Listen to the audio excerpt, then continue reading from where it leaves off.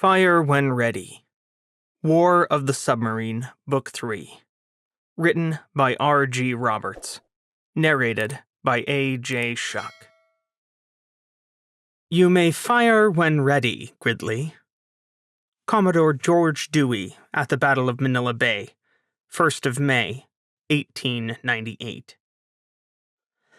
George Dewey was expelled from Norwich University in 1854 for drunkenness and herding sheep into the barracks. Chaotic and unpredictable behavior in keeping with many fine Norwich traditions. Prologue. The King of the Seas. 20 January, 2039. The Amazon Confederation. Underwater station. 268 nautical miles from the Cocos Islands. Captain Jules Rochambeau, French Navy, could hardly believe how easy this conquest had been. "Are they stupid or just careless?" he asked his second-in-command, Commander Camille Dubois. She shrugged her beautiful shoulders. "One never knows, mon capitaine. With the Grand Alliance, I find one should never blame circumstances, when sheer incompetence will suffice." Jules snorted. "It is good we are leaving soon, then. I grow tired of this station hopping, and wish to return to our true profession." "We must do as we are needed." Camille shrugged again, seemingly unconcerned. But Jules was not satisfied. A tall, swarthy, and dark-haired man, he was the commander of the finest attack submarine in the world, and despised being a glorified ferryman. Yes, French victories were sweet, particularly when they beat their ally, India, to prizes such as the Amazon Confederation. This underwater station was rich in oil and flew an independent flag, which meant no nation on either side of the broiling world war would fight to free them. France, meanwhile, would gain much-needed riches and resources. They'd also threaten the Alliance's flank at Christmas Island. Once a minor Australian possession, Christmas Island had already been the site of 3 battles, and Jules had no doubt that it would be the site of many more. It was one of the few forward bases the Grand Alliance of the United States, Britain, and Australia had, and Jules looked forward to taking it from them again.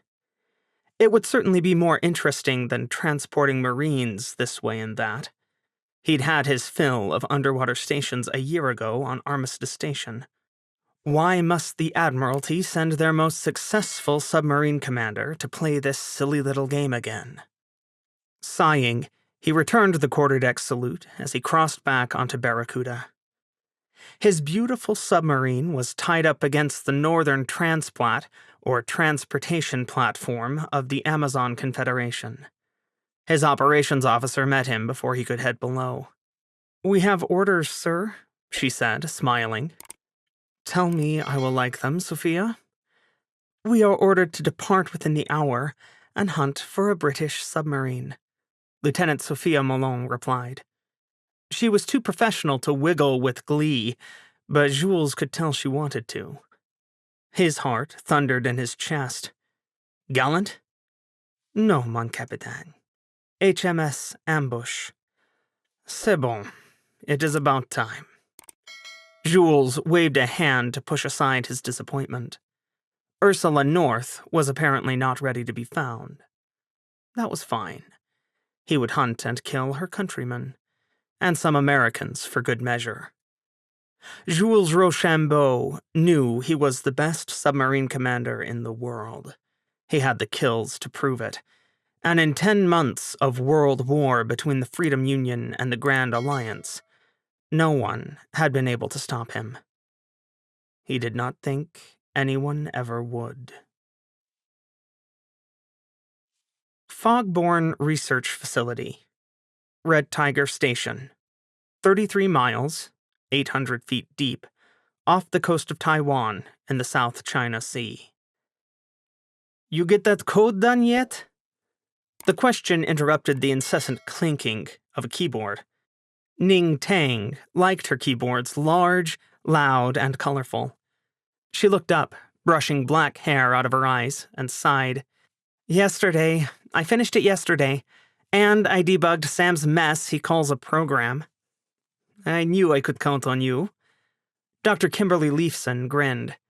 A tiny, graying woman, she was the head of the Fogborn research team and, technically, Ning's boss. Not that Ning noticed most of the time. Kim stood in the entryway to Ning's cubicle in the Fogborn research area. It was almost an office, except it didn't have a door, but Ning had this closet-shaped area to herself. She liked the silence. It let her think of weird things no one else considered. Besides, she was 3 feet from the door to the reactor space. I know you'd rather be calculating temperature curves. Did that yesterday, too. Ning stuck her tongue out, and Kim laughed. I bet you did. Sam says you watched the containment test, too. Hey, if we're making history, I want to make history. Ning pushed back from her computer, double-checking that her work was saved first. Forgetful geniuses were so last century. We are definitely making history, Kim grinned. The French at the experimental reactor team might have beat us to the first fusion reactor, but that thing is the size of a football field. Yours is much smaller. You mean it's useful? Ning tried not to flush with pride. She was used to being smart. Dummies, or even normal people, didn't graduate from MIT at 15 and get a PhD before they could vote. Ning knew she was a genius. She also knew she was a little weird. She loved a riot of bright colors, followed anime cartoons obsessively, and raced underwater speeder subs every chance she got. Her hair was short, spiky, and black striped with purple, and she wore a rainbow of glasses she didn't need. But 23-year-old geniuses who were almost done designing and implementing the first submarine-sized nuclear fusion reactor were allowed to be as wild as they wanted. Nuclear fission had been the name of the game since nuclear reactors started providing practical power in the early 1950s. Fission was the act of splitting the nucleus of an atom into 2 or more smaller nuclei. It was more accident-prone than fusion, which mashed atoms together instead of separating them, but easier to achieve. Fusion had been the holy grail of scientific engineering for decades. Everyone wanted it.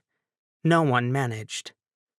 Then Christophe Girard at ERT made a breakthrough and built a sustainable, working reactor in Marseille, France, a few years earlier. It was a big beast, but it generated more power than it needed to run. Finally, the world celebrated. Safe nuclear power generation was here. Unfortunately, Girard was a selfish bastard who didn't like sharing his designs. It took 3 years before anyone else built a comparable fusion reactor, but that sucker was big too, and not terribly efficient. Girard also proved incapable of scaling down his design, which was why Ning Tang was now a millionaire.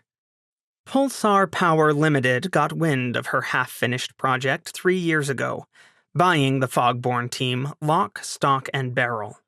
They set them up with this cozy little research facility on Taiwan's biggest underwater station, in more comfort and with resources Ning had only dreamed of. Red Tiger was 3/4 the size of Armistice Station, and would probably get bigger now that Armistice Station had done and got stolen by the French and Indians, and was no longer a haven for crazy-ass freestyle capitalism. Ning liked working there. She was also well on her way to powering the entire station with a fusion reactor. And wouldn't that be cool? The only problem was that the value of real estate in the area was starting to drop, what with the 4-way, or was it 5-way, Chinese Civil War ongoing. You think we'll meet the testing schedule? Kim asked. I think you should brace yourself for $1 million bonus, Ning grinned. We'll be ready next week. 3 days later, Barracuda picked up Ambush's track. Their intelligence was solid. The British Astute-class boat was escorting a pair of supply ships, one American, one British. All three steamed along like there were no threats in the area. Jules' lip curled. Ursula would never be so careless, but whatever dunce they gave ambush to was not in her league.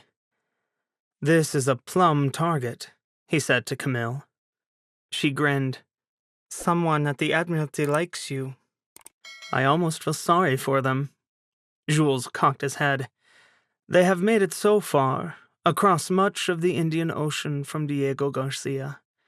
I am certain the ships or submarines in Perth need these supplies." Camille giggled. "Do not jest, mon capitaine. You do not feel sorry for any of them." "C'est vrai," he replied. "That's true. They are fools to only have one escort." "Fools or desperate?" "Sonar, confirm that ambush is our only underwater target," Jules ordered. "Confirmed, Capitaine. 3 contacts on sonar, range approximately 15 nautical miles. Their course 110, speed 20 knots. Is ambush ahead or astern of the supply ships?" Jules stroked his chin. "Astern, sir." "What are you thinking?" Camille asked. "We might as well have some fun with these 3. Jules chuckled. "Calculate an intercept course for 30 miles ahead of their projected course and proceed at best silent speed." "Oui, mon capitaine." Jules was not concerned with being heard. Barracuda was an advanced Requin-class submarine, and one of the quietest submarines in the world. The arrogant Americans and their British friends still hadn't figured out that the Requins were more dangerous than their own boats. More fools, they. Barracuda was just 3 years old, but she'd been in the war from the beginning. At 332 feet long, she was about the same size as the British boat she hunted, but she was almost twice as fast. The F-21 Artemis torpedoes she currently carried were slower than British torpedoes. Unfortunately, the newer F-27 Rafale torpedoes hit a production bottleneck back home, and Jules shot off all the first bunch she'd been given. Still, his F-21s were faster than ambush, so they would do the trick. Particularly if Jules could line up down-the-throat shots. He had 3 targets and 6 tubes. This would line up perfectly. All he would have to do was wait. 4 hours later, the sun started setting topside, and ambush's sailors were changing the watch. "Any contacts?" Lieutenant Nigel Barrington, the oncoming officer of the watch, asked Lieutenant Olivia Evans as he relieved her. "Nothing for days and miles, unless you count those 2 topsides." She rubbed her eyes.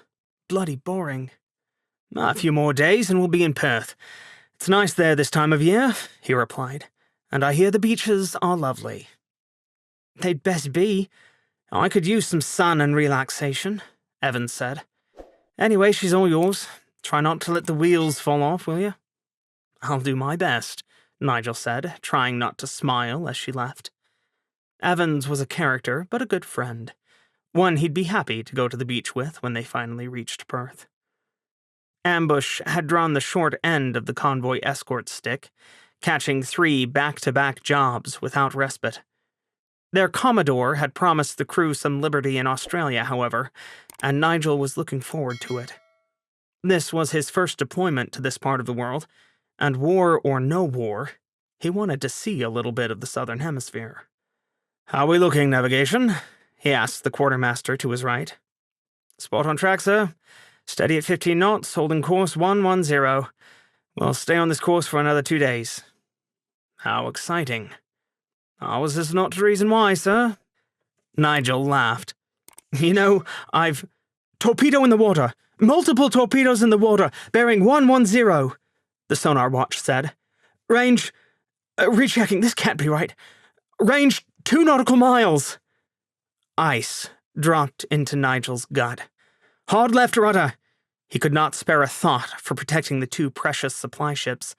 A torpedo that close would rip ambush into pieces.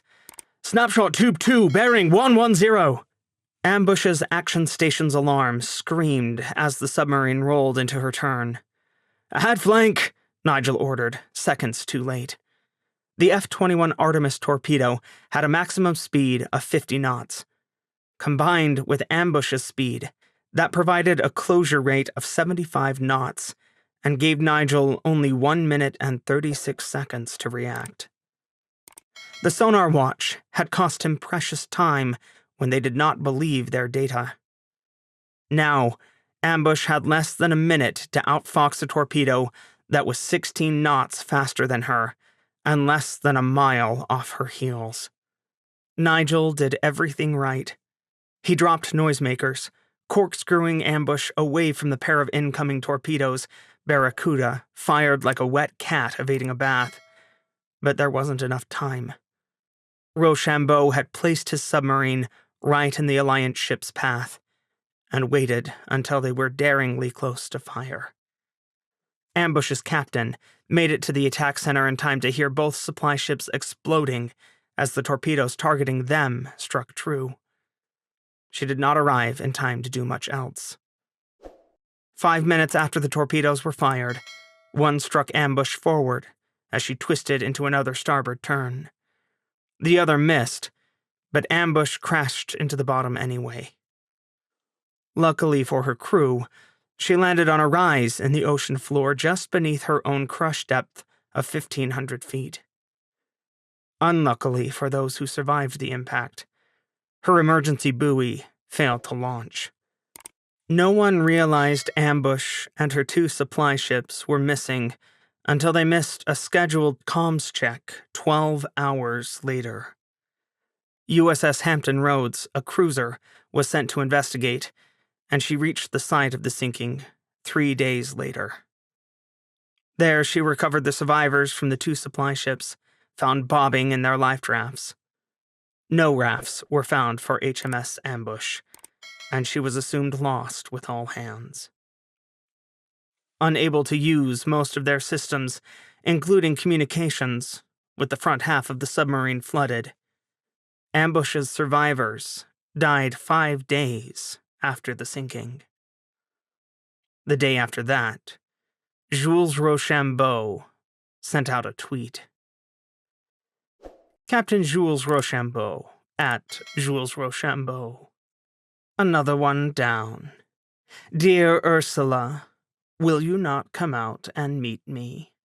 Should the best not compete with the best? At Royal Navy, send Captain North and HMS Gallant to meet #Barracuda. No one else is worthy. #Submarines. #War.